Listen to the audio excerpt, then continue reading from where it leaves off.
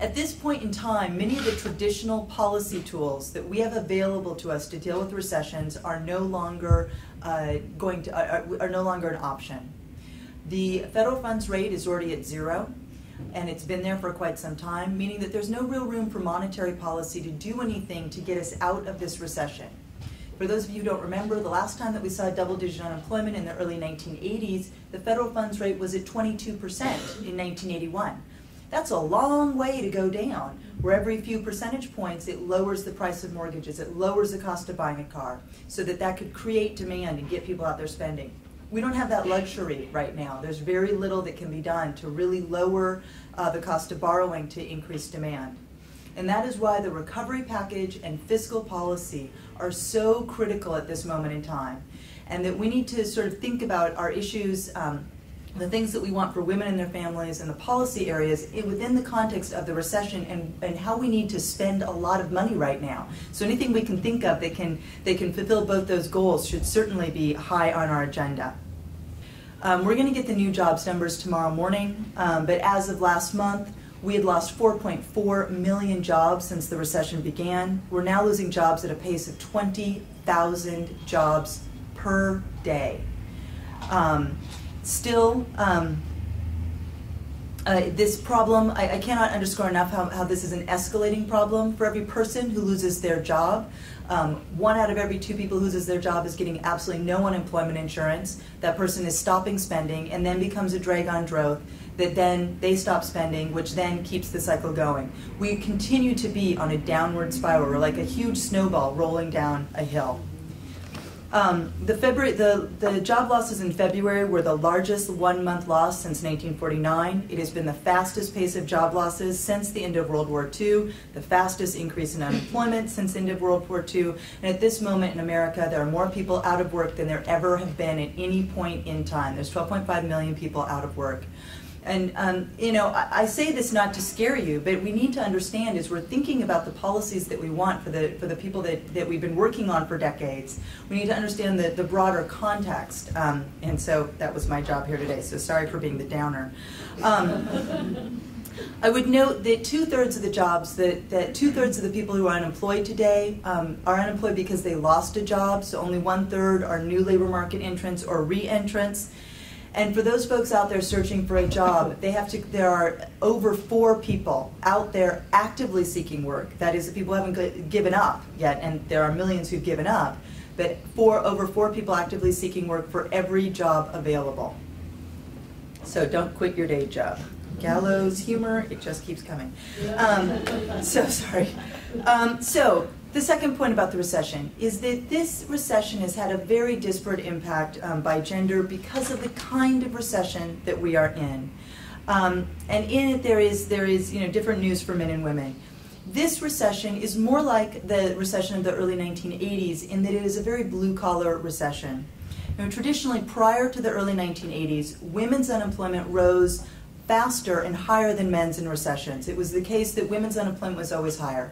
That shifted in the early 1980s recession, sort of at the, as we began to deindustrialize America, that pattern shifted.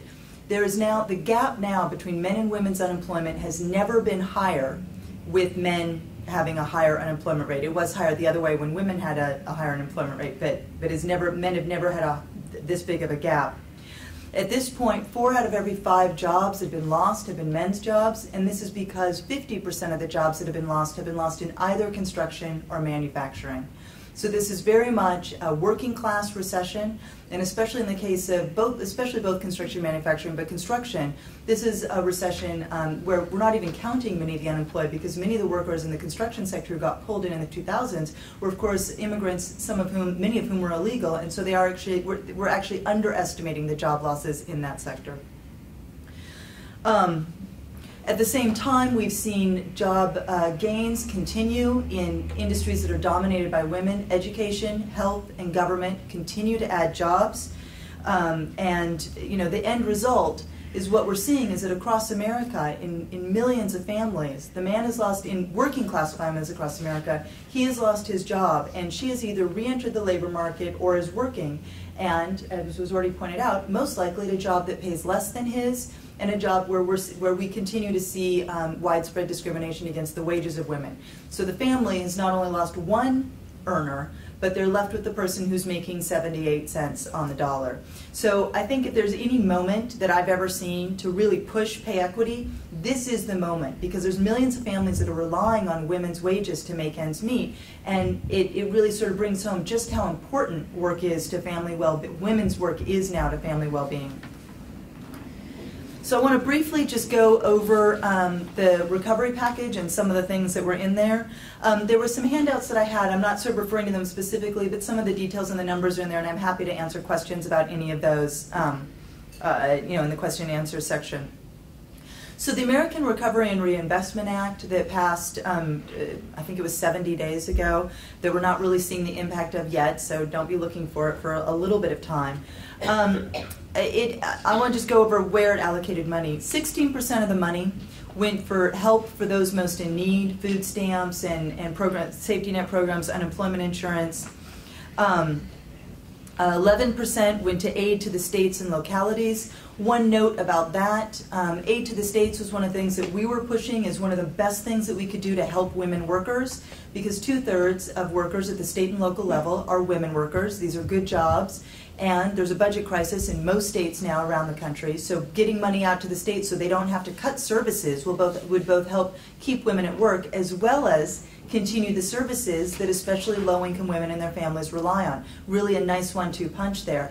Unfortunately, while the legislation that passed in the House had over $100 billion for aid to the states, the version that came out of the compromise only had $39 billion in aid to the states. If there's one sort of specific policy issue that you want to focus on, that's a nice one, because those states still need the money.